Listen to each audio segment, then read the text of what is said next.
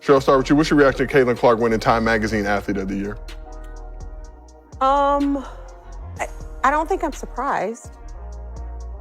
I'm curious to know who the other candidates were. Just when we thought the drama was done, Sheryl Swoopes is back at it, stirring up controversy around Caitlin Clark's recent Athlete of the Year awards. However, the general manager of the Indiana Fever isn't having any of it. But we've never seen anything like Caitlin Clark. New Fever GM, and the gloves are off. In her most recent interview, Amber Cox did not hold back and is going to reveal Sheryl Swoopes, which I promise will be extremely important. Amber also stands up for Clark and the entire Fever squad. We'll dissect Swoopes' accusations in this video to show why they are completely false and how Cox is correcting the record, but she's also offering us a new take on the Fever's locker room that will make you laugh at everything Swoopes has been saying. Is this the last nail in Swoopes' credibility coffin? Are you prepared to move forward? Because she has so many fans, and you saw it across arenas, I mean, people are moving games because so many people wanted to see her play. You would think that Clark's time winning Athlete of the Year would be a moment for celebration throughout women's basketball since it's such a big deal for the sport, and Clark's face on that iconic red border is the kind of mainstream recognition women's basketball has been fighting for. However, just when you thought the drama was over, Sheryl Swoopes has a new bone to pick with Caitlin Clark. For the longest time, the WNBA has been trying to get on this global scale, and I feel like that's the direction they are finally headed. I think that WNBA fans have always been proud supporters and pushers of the advancements of this league, but sometimes it takes a certain star of a certain caliber to really just expand and explode the league from the inside out, and that's what Caitlin Clark is. Instead of congratulating Clark on his accomplishment, Swoopes went full conspiracy theorist and began questioning the awards criteria as if Time magazine had suddenly forgotten how to choose their Athlete of the Year. However, she couldn't let Clark have her moment, so she chose to crash the party at Gil's Arena. The fact that that's the very first WNBA player to ever win Time Magazine Athlete of the Year is pretty special. And my question is, like the criteria, is it based off of her performance on the court, which, yeah, she had a great year, or is it more about the impact that she had on the game this season? You are aware of what's even Don't Get Me Wrong, but Wilder Swoopes had the gall to say that A'ja Wilson ought to have received the nomination instead. Wilson is a fantastic player, but this isn't about comparing players. Rather, it's about acknowledging Clark's indisputable influence on the game. Swoopes' remarks weren't just misplaced. They were disparaging a moment that ought to have featured united women's basketball. Put A'ja Wilson in there. That was just basketball. So that's what I'm saying. Was it just the performance on the court, or It's global. It's like, I think it's everything. Yeah. It's everything. However, this is where things start to get interesting. Amber Cox, the Indiana Fever's new general manager, isn't going to overlook Swoopes' remarks from a recent interview. Cox stepped out to defend Clark. She didn't merely disagree with Swoopes. She shut off the criticism entirely. Caitlin Clark was recently named Time's Athlete of the Year. Cox, the Times Athlete of the Year, highlighted what should be clear to everyone who is paying attention. She discussed how Clark's fame is drawing new fans to the sport, packing arenas and motivating an entirely new generation of players, making her victory a huge deal for women's basketball overall. Cox didn't hold back when she stated that Clark earned the prize, emphasizing both her influence off the court and her supremacy on it.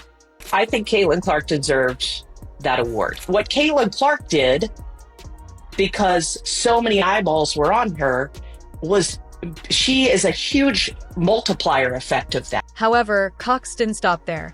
She continued by outlining why this award is so important and how it elevates the sport as a whole, not simply Clark. Cox highlighted how Clark's accomplishments are giving all female athletes access to previously unattainable chances.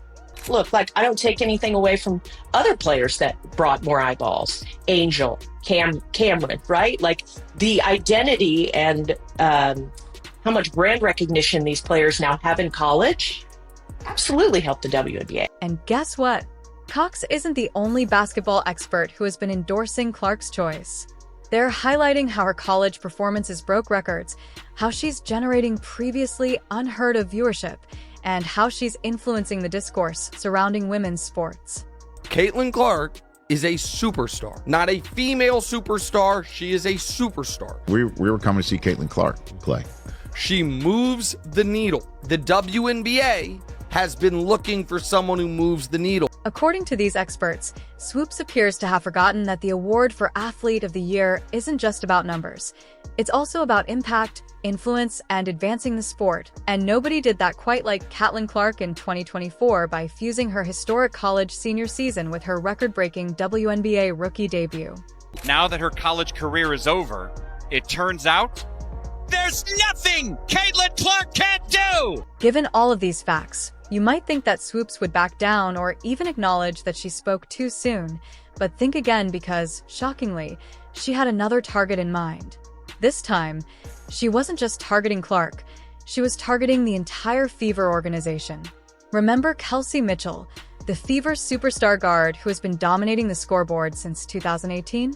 Well, according to Swoopes, her days in Indiana may be coming to an end, but let's examine the situation first.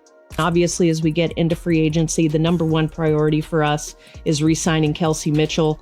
I think that backcourt was about as lethal as we've seen in the WNBA, and I'm talking maybe in history in the second half of the season last year. Everyone was thrilled to see these two offensive talents team up when Caitlin Clark joined the team.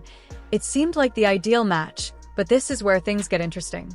Kelsey Mitchell has been a vital member of the Indiana Fever for years, and her three-point shooting and scoring prowess have made her a fan favorite. According to Sheryl Swoopes, the club is ignoring their longtime star in favor of the rookie phenomenon Clark because of the Fever. She even implied that Mitchell might want to leave Indiana as a result of this. Personally, here's where I think they didn't do a very good job, and that was with Kelsey Mitchell, who's an unrestricted free agent, because Kelsey Mitchell had a hell of a season this season, and I don't think she got the credit that she deserved. If Swoopes is correct, this might be a significant issue for the Fever. Before we make any decisions, let's hear from someone who is actually in the know. Amber Cox, the Fever's general manager. Mitchell's free agent is approaching, and rumors like these could influence her decision to stay. Additionally, if players begin to believe there is favoritism, it could lead to some serious drama in the locker room. However, let's not forget that Swoopes hasn't been the most trustworthy source when it comes to Clark and the Fever. So we want to reunite Caitlin and Kelsey. And Kelsey, when I think about her and her time in Indiana and, you know, a lot of trials and tribulations throughout her career. So for me and for us, I'm most excited for her to be in this moment and experience so much success. Cox didn't merely disagree with Swoopes. She flatly denied the accusations and stated unequivocally that Mitchell is an essential component of the Fever's future on and off the court. Cox referred to Mitchell as a cornerstone of the team, someone they're constructing around and not disregarding.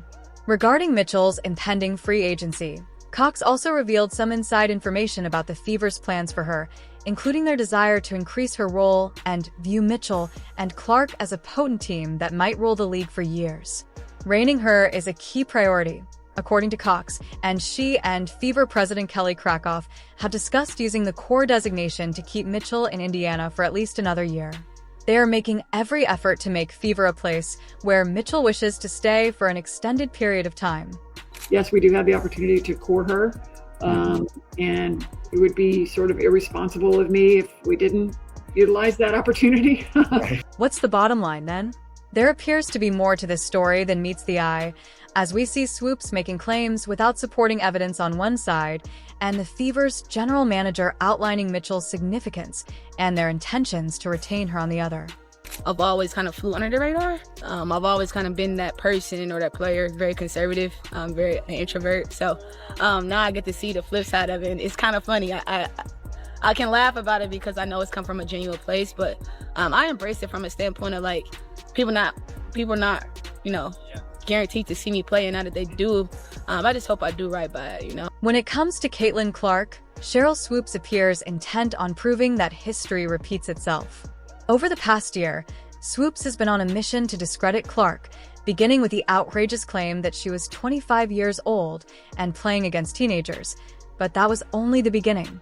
She went on to predict that Clark's game wouldn't work in the WNBA, calling her college success a fluke, and even spreading rumors about locker room drama, claiming that Clark's shooting would falter, her passes would miss, and she would find it difficult to keep up with professional players. Are you surprised by Caitlin Clark and the Fever's improvement since the Olympic break? What? 20 points, 8.4 assists, 6 rebounds. That's crazy. But 5 That's crazy. 5.6 Those are turnovers. hell of a number. Those are hell of a numbers. But to me, that's not Period. dominating. However, Clark's rookie season has put an end to all of that. She has been scoring goals and providing assists that have even wowed seasoned players. Clark is leading the group and not just keeping up. The problem is that she keeps talking while Swoopes. Clark continues to play excellent basketball, making Swoopes appear increasingly incorrect in each game. Not only is Clark disproving her detractors, but she is also altering our perception of what WNBA rookies are capable of. This ain't where I want to be. Over there. Yeah.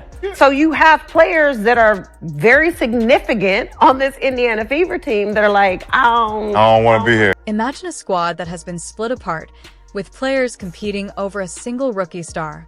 It sounds like a soap opera, right? That's the plot. Let's break it down. Sheryl Swoopes has been painting an ugly picture of the Indiana Fever, telling everyone that the team is disintegrating due to Caitlin Clark's arrival.